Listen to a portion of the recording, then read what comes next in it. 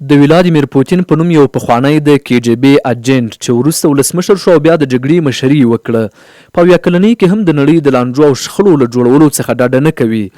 هغه د خپل قوي او مردانه انځور جوړولو لپاره پیژندل کیږي. پوتین داسې کارونه کړي لکه بې کمیسه پر آس سپرېدل، پوځي جټ الوتکې چلول، د سایبریا په یخو سیندونو کې لامبو وهل، سمندري غوټه وهل، د خپلو لاسونو په زور د وسپنې پتنوس ماتول او موټر سایکل چلول. حتی هغه د نایټ وولز په نوم له یوې بدنامې روسي موټر سایکل ډلې سره هم ملګرتیا کړې ده. په دې ویډیو کې موږ د روسیې د ولسمشر ولادیمیر پوتین په اړه داسې حقایق درته راوړي چې کیدای شي تر اوسه مو نه وي اورېدلي. ولادیمیر پوتین د 1950 کال د اکتوبر په 9 وزیږید. هغه د خپلې کورنۍ دریم زوی و، خو یوازینی ژوندی پاتې شوی ماشوم. د هغه پلار د دویمې نړیوالې جګړې پر مهال مړ شو. د هغه دوه ورونه په ماشومتوب کې مړ شول. د جګړې وروسته کورنۍ په یو ګډ اپارتمان کې اوسېده چې درې کورنۍ پکې شریکې وې.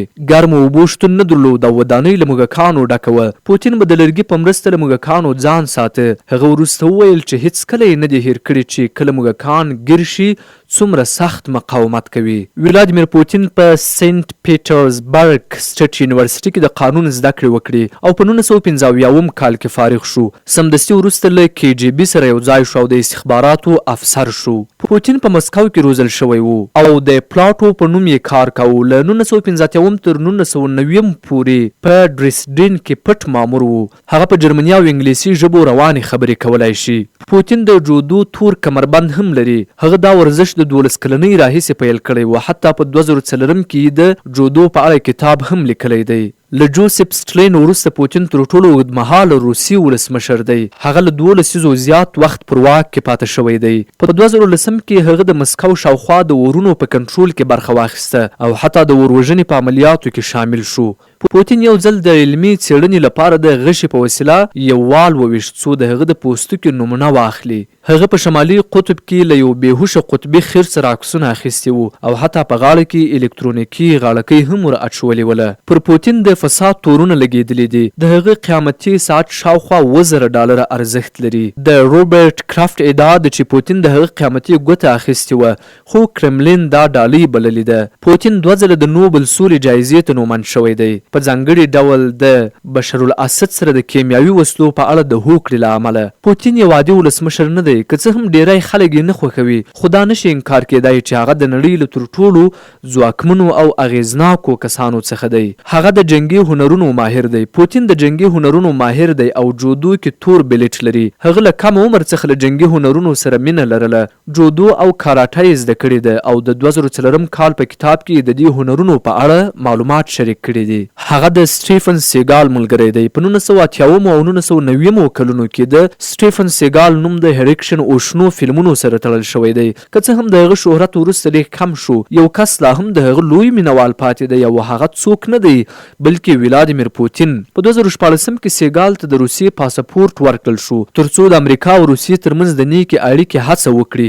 ویل شوي پوتین ولسمشر اوباما څخه غوښتنه وکړه چې سیګال د دواړو هیوادونو ترمنځ منځګړی شي، خو دا هیڅکله عملي نه شو. هغه د هوکي ماهر دی. پوتین د هوکي لوبو کې هم مهارت لري. په 2015 کې د یوې نمونوي لوبې پر مهال هغه 8 ګولونه ورکړي وو او خپله ډله یې د 15 بریا ته ورسوله. هغه یو لوی ماهی نیونکی دی. د پوتین د یو کب نیونو په سفر کې هغه ادعا کړې ده چې داسې یو کب یې نیولی و چې 46 پاونډه وزن یې درلود.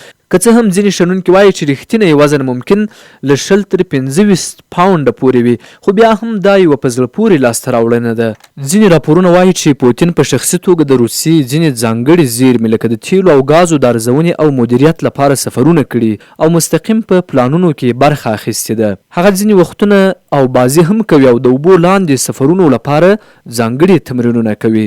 پوتین د روسیې تاریخ د پخوانیو شاهي کورنیو او د 18مې پیړۍ د جګړو مطالعه خورا خوښوي او ځینې وختونه د تاریخ سره تړلې لوبې هم ګوري. پوتین د کلاسیکو هنرونو مینوال دی لکه مجسمه جوړونه، نقاشي او موسیقي او ځینې شخصي کورني هنرونه هم لري چې له نږدې څخه تر اوسه چا نه دي لیدلي. که څه هم سیاستمدار دی، پوتین ځینې وختونه د ځنګلونو، سیندونو او حیواناتو د ساتنې په پروژو کې هم مستقیمه برخه اخلي. هغه ځینې فضایي څېړنې او تخنیکي تجربې شخصا څاري او په پټه د ځینو نوښتګرو روسي ساینسپوهانو سره مرسته کوي. پوتین ځینې وختونه ساینسپوهانو ته د سپورت، هنر او ساینس په اړه پټ او غیر رسمي درسونه ورکوي چې لږ خلک پرې پوهیږي. د ځینو راپورونو له مخې هغه د روسیې ځینې اقتصادي ستراتیژي شخصا څاري او د شتمنیو د غیر رسمي مدیریت په تړاو خورا ماهر دی. پوتین ځینې وختونه د پوځ ټکنالوژي او حتی د ډرون وسایلو ازموینه کوي چې د سیاست او سپورت ترکیب یوه نوې بڼه ده. هغه ځینې ځانګړي ورزشونه، رژیمونه او ذهني تمرینونه لري چې د خپلې انرژۍ او ځواک د ساتلو لپاره یې شخصي ساتلي دي. پوتین څو ځلې په روسي ځنګلونو کې د ځان لپاره یوازې سفرونه کړي دي، چیرته چې یوازې د خپلو ساتونکو سره په طبیعت کې ژوند کوي، ماهیان نیسي او ښکار کوي. پوتین ځینې وختونه پیانو غږوي او ځینې سرچینې وایي چې هغه له کلاسیکي موسیقۍ سره هم ځانګړې مینه لري.